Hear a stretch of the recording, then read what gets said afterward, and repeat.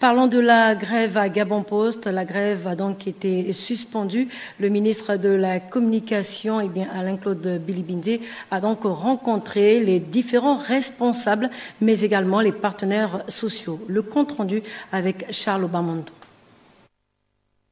4 milliards de recettes, 14 milliards de dépenses, soit un déficit de 10 milliards.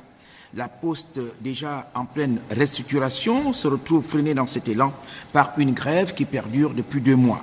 Et afin de mettre un terme à cette crise, le ministre d'État Alain-Claude Bilibindi a convoqué autour d'une même table le président directeur général de la Poste, les partenaires sociaux, les délégués du personnel, associés au débat, les représentants des ministères du Travail, de l'Économie et de la fonction publique.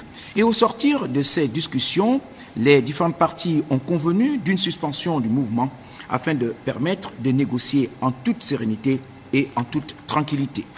Une commission ad hoc va se réunir pour compter de lundi et c'est à partir de là que nous allons essayer de trouver des modus vivendi par rapport à nos revendications. Mais en tant que tel, nous avons un devoir.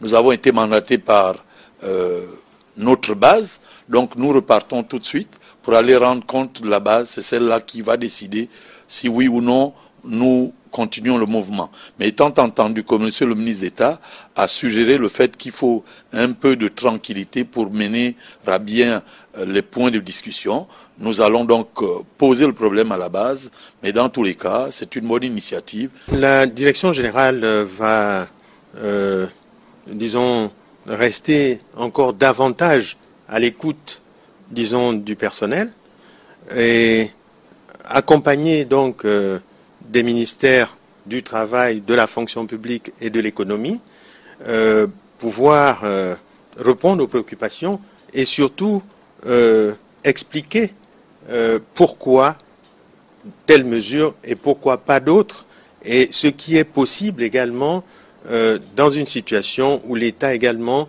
est en restriction budgétaire.